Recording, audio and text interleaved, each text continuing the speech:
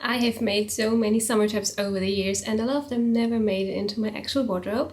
And it was never because I didn't enjoy the knitting process. It was always about something else. One of the biggest misconceptions in knitting is that if you finish something successfully, it automatically becomes a wardrobe staple. But for me, knitting was never the issue. It always was something else. And I loved making all these tops, and I loved the yarn, and I even loved the swatching and all the little details in the pattern and everything. But somehow they just ended up somewhere in the end of my closet, like where they never get to see the sunlight.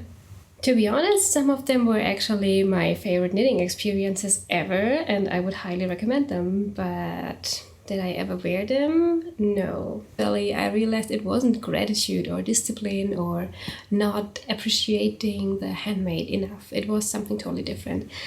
It was choosing the project emotionally instead of realistically, and that was a kind of a mind shift and turning point in my knitting. So hi everyone and welcome back to the channel. My name is Sarah and this is my little corner of the internet where I talk about yarn, knitting and a cozy lifestyle. So if this is something you're interested in, then subscribe to the channel and stick around. So today I'm sharing a slightly honest one. It's the summer top I've made but I've never worn, and the more important thing is, why is that? Now, before we get into anything, I want to say one thing clearly. This is absolutely not about the pattern designers involved. They are absolutely perfect. The patterns are all at 10 out of 10, chef's kiss and 5 stars. This has nothing to do with the patterns or the pattern designers issues.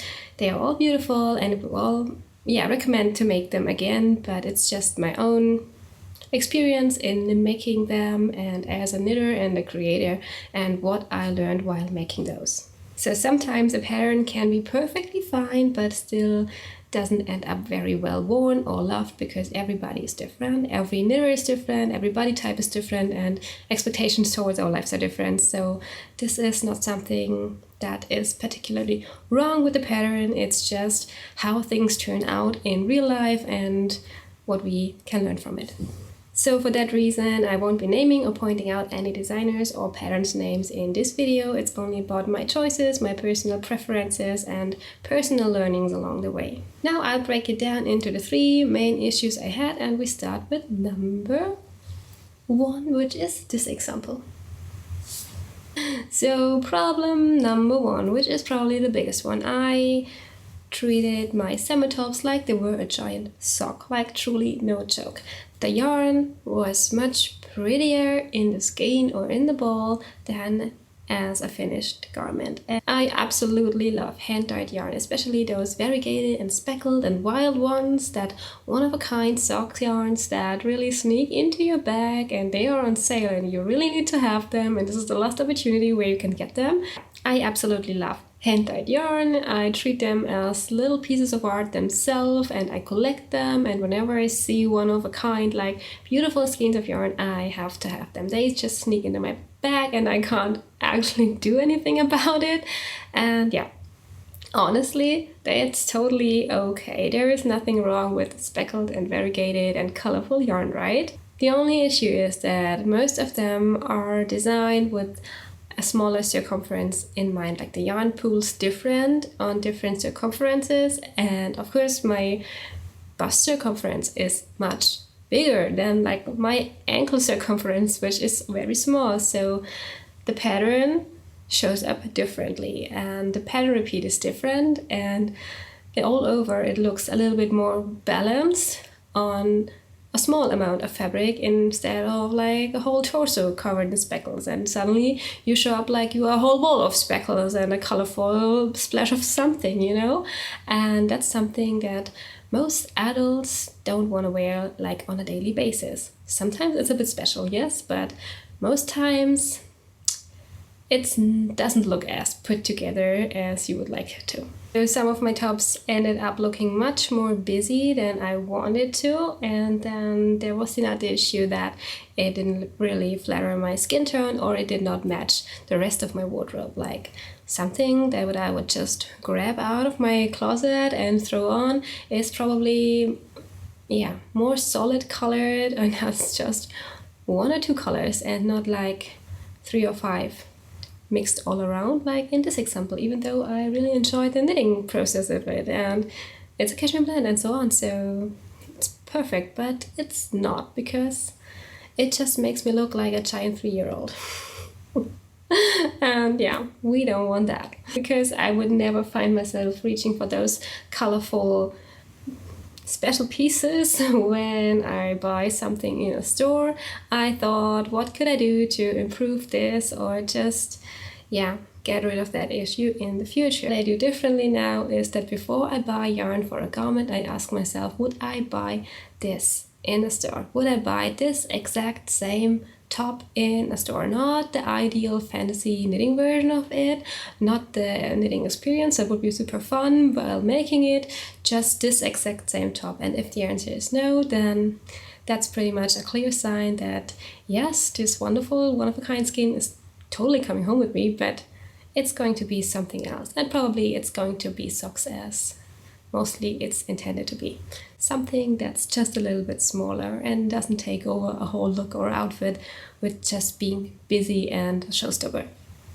So in the end, I reserved those highly variegated and speckled yarns for socks, as they were intended to, and maybe shawls or cowls or hats or mittens, just something that in general has a little bit of a smaller circumference and a smaller amount of fabric. And that works out pretty well most times. And of course, at the end of the day, I'd rather have a more boring top instead of a very busy one that ends up living in my closet forever. So problem number 1 is that the yarn looked better in a ball or skein than in the finished project. Alright, from this beautiful example to this one. This was the project that taught me that the fit could actually be perfectly fine according to the pattern, but still not that perfect. And so at first glance, this was a success. The fabric turned out nicely, the construction was very nice, it was very soft to the skin, everything was just perfect. But something just didn't feel quite right, so I didn't reach for it too often, and totally not if I just had to grab for something on a random Monday morning when I wanted to leave the house. It was not first choice. So why? Well, part of it definitely was the length. It ended up somewhere where it wasn't particularly cropped, but somewhere at the awkward middle point of not being long enough over pants and not being short enough to be cropped either. And I found myself constantly pulling it down, but it was just like, yeah, scrunching up everywhere. So definitely something that I didn't notice when I first tried it on, because sometimes you try things on and they fit, and then the construction is not completely done yet, and you find yourself modifying things and washing it a couple of times, and it changes, and it changes just the way the fabric behaves. And yeah, then you find yourself having something that has just a weird length, even though you follow the pattern exactly. So, and by doing that, I found out that it was not just only the length, it was also the overall proportions that did not quite fit my body type and my proportions.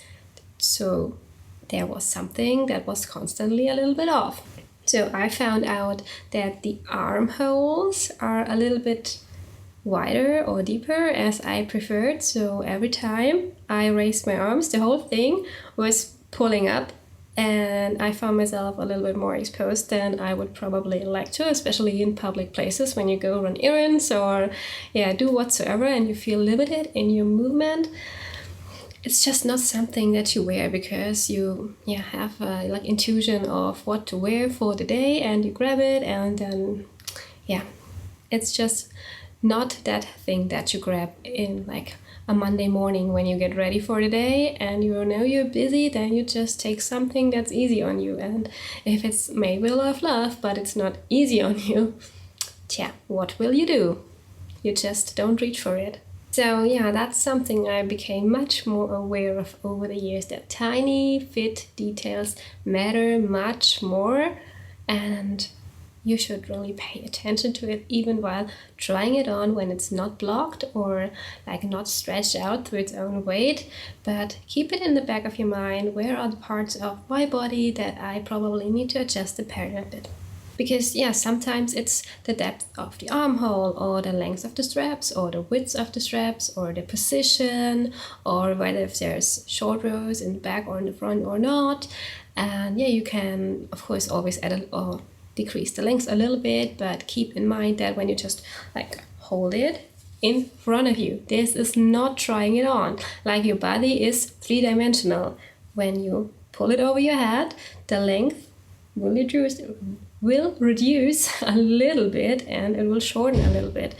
About 10 to 15 centimeters for me. Could be different for you, but keep that in mind, because otherwise it will end up somewhere like here, where it's not long enough but not cropped enough, and then you try to stick it in your pants and it will always like come out, and you will always be constantly pushing it or pulling it and putting it into the right place. And so it can be like it can be knitted down to the last detail of the pattern.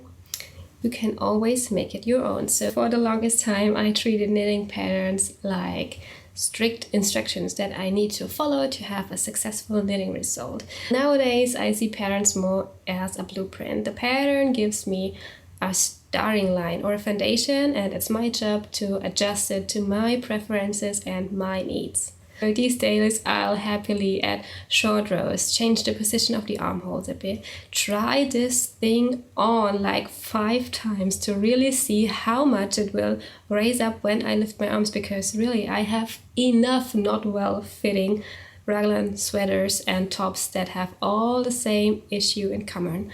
Or I would happily reposition the straps of summer tops, because every width of every torso is just so different, and every bust circumference is different, and then you have different measurements for the front and for the back, and sometimes the pattern give you a general match. There is no doubt about it, but sometimes you can adjust that and make it a little bit better, and then you understand your knitting a little bit better, which is also just a good learning on the way. So because my goal is not to test knit this pattern, my goal is to make a garment that I actually love to wear, and for that I can make any changes that I want throughout my knitting journey, and that's it.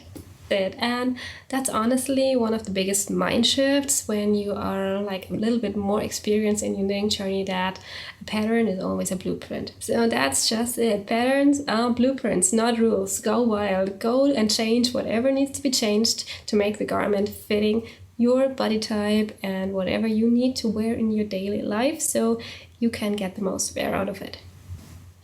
So when I just thought that I found out the perfect fit, I also found out that there is something else that's quietly in the background ruining the wearability show of my summer knits. And I just made a lot of summer tops that actually were summer tops, and also according to the pattern were summer tops, but felt like sweaters, and that's just something that I don't need. So that final project was the one that taught me that not all knits are summer knits, even though they have short sleeves. Now, to be fair again, there is nothing wrong with the pattern, and of course, like we already said, everybody has different needs to everything, and the pattern was beautiful and enjoyable, and I shared with the ladies in my knitting group chat how much I enjoyed the knitting experience with this, and I was like, oh, it's such a quick one. Oh, I love the color of it, and oh, look at the stitch definition. A DK weight yarn version of that top is probably something that I will wear all the time. And first of all, I was really excited, and I heard myself saying all these things, and I still get this little excited feeling when I think about it, because it was actually fun, and I was like, oh yeah, that's much better than knitting on 3mm needles for the rest of the summer. But wait until I tell you what happened. So if I lived up higher in the north where it is colder, like the most of the year, then I would probably love this as a layering piece. But we're talking about summer knits, right? And we need to be fair and clear on some things in terms of that. So you have already probably guessed it, this yarn is just too thick to make a summer garment for me. It's a DK weight wool yarn, or I think I even held 2 yarns of fingering weight together to achieve a DK weight yarn gauge, or to get the gauge that was required in the pattern. And at first I thought it was pretty nice because it was a very light fingering weight yarn, and I thought that it did not have too much volume. So how did I experience that this was pretty much a pretty bad idea? I was driving in my car and my air conditioning does not really work, and I had the windows closed because I wanted to send my friend a lovely long voice memo. So not to have like those windy sounds from the open windows in my car, I just closed the windows, of course, and then I found myself like having that really hot top just sticking on me in my hot volcano car. And that was the story when I was like, yeah, that is when you wear a t-shirt that actually feels like a sweater, just with no sleeves. And listen, removing sleeves from a DK weight sweater just doesn't make it a summer knit. It just does not work, and I learned it the hard way. Oh my god, I was so sweaty when I came home. And it was at least an experience, and it was worth it, and it was worth the knitting effort. And yeah, I think a lot of you have those funny stories where you knit something and then you knit it for the feeling of how it would probably feel, and then you catch your little reality check where you find out that you were wrong all the way. And even though at 35 degrees Celsius in the car, you're not gonna wear something that feels like an autumnal sweater just with cupped sleeves. So sorry, just avoiding second sleeve syndrome does not make your garment a summer garment. Well, at least not in general. And that was the funny story about that. So what are we gonna do about it? One of the biggest lessons in this is that the fiber content and the yarn weight in general really matters when you knit something seasonal. I wouldn't say that it does matter too much if you knit a Sophie scarf with yarn weight this or yarn weight that.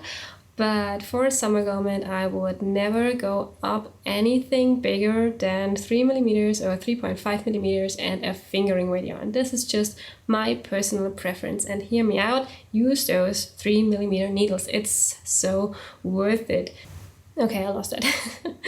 So what I want to say is that the fiber content plus the weight of the yarn really makes the difference, just as the pattern itself. And for me, if the pattern asks something higher or thicker as a DK weight yarn, as especially for a summer top, it's probably not for me. There are expectations, of course, like cotton and cashmere blends are very nice, silk blends are very nice, linen blends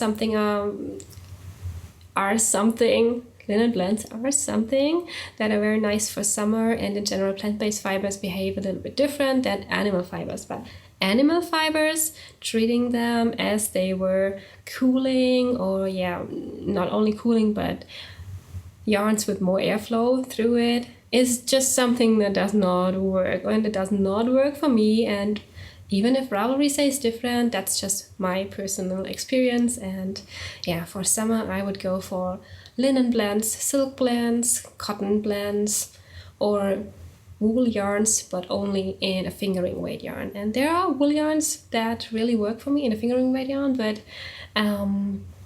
I went to that yarn festival and I went to that lovely lady and she had the coziest yarns ever. That's another story. And I wanted to really purchase that beautiful banana cream yellow single skein of yarn, and she only had one left and I really wanted it. And I talked it into myself with the intention of, oh, that's going to make a summer top because I'm rather short and 100 grams of fingering weight yarn will definitely make me a nice summer top. And hey, it is fingering. But now having that in mind and reading those little tag on the back of the label of the skin, it says alpaca. And what does alpaca do?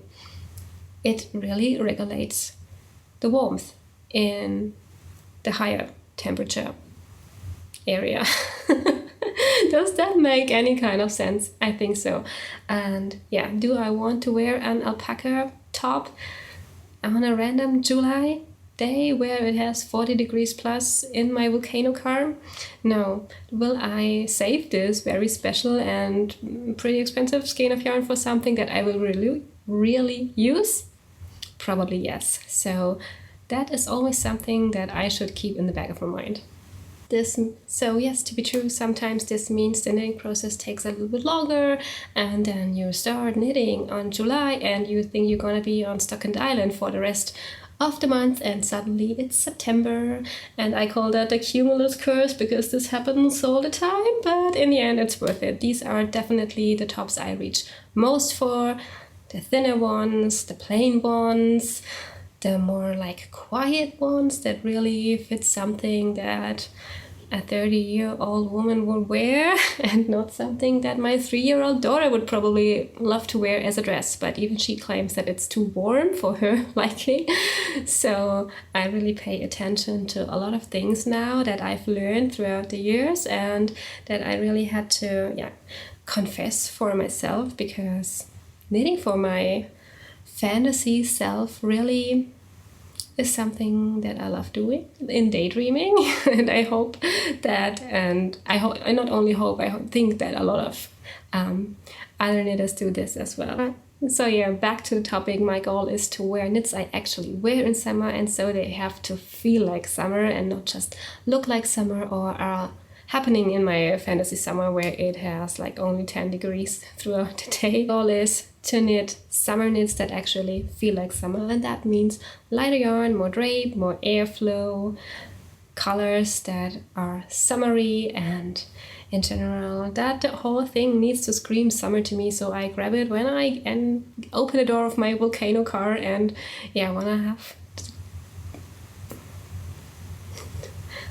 So yeah, my goal is to knit summer tops that actually feel and look like summer, with a lot of drape and airflow and an overall summer feeling that I just take out of the closet and throw on and feel like I'm ready for those 30 to 40 degrees Celsius and entering my volcano car and having to keep the windows shut for a couple of minutes if necessary. Now, looking back at all these summer tops, I realized that none of them were actual failures. None of them were wasted time or wasted yarn. They are like quietly and politely going back into my wardrobe for sure. They're going to sit in the closet and wait for another season of me reflecting on them and me reflecting on my knitting journey. But they were teaching me a lot along the way. Now, in general, we can say the designs were fine, that the details were fine, and the effort and the fun was totally worth it. And having a nice knitting experience for me is always worth it. There is never a waste of time or anything. What didn't work was the idea of what I created, and then the transition to what I actually came up with, like the garment I lived in. This transition or translation from the idea into the finished garment just didn't come out as right. It didn't come out as I wanted it to. So the idea just didn't come out as I wanted it to. It just turned out a little bit different, and then on the way or on the process of knitting it, I learned what I want to avoid in my knitting for the next time and for the next 500 summer tops I want to make, because this is just that's what I want to make. I just love it. Now for me, it always comes down to these 3 things. First, the color and the skein and the finished garment are totally what I did not imagine in the first place. Save those wild colors for socks.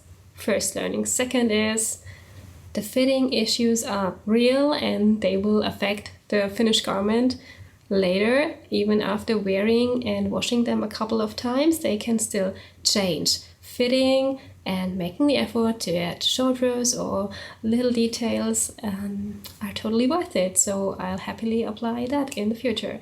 And number 3 is that fabrics are not always summer fabrics, so is that every yarn creates beautiful fabric, but sometimes it's just not a summer fabric. So pay attention to this, reach for those 3mm needles, knit on Stockinette Island forever, and be grateful that you did afterwards when you really want to wear this at 30 degrees Celsius outside. And simple as that, once I started paying attention to those little alterations and little decisions more and more, my handmade wardrobe changed, and it was a very mindful experience reflecting on what I did and what I want to do and improve on in the future. And nowadays I don't just think, oh, will this be quick, or will this be like a gorgeous colorful fabric, or can I really use this yarn that is laying in my stash forever, or is this just a good excuse to buy something because hey, a summer top is always something that I enjoy making.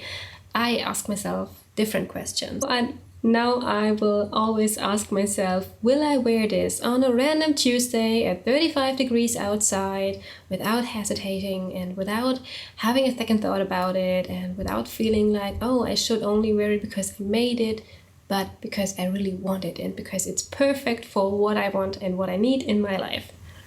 Like in my actual life, not the fantasy life that I have in my knitting mind, where I basically romanticize every skein of yarn that I buy. That's the real question, and that's a pretty honest one. So if you are still here and made it to the end of the video, then thank you for hanging out with me. I really appreciate the community that finds me here, and I really love having time and hanging out with you here and there.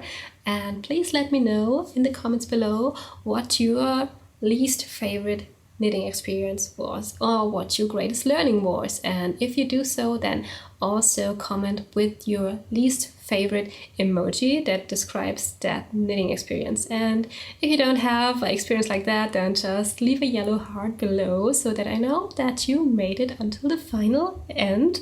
And I really hope that I see you in the next video. If this was something you like, please subscribe to the channel. Don't forget that. And now I wish you a happy day and happy knitting until the next one. Bye.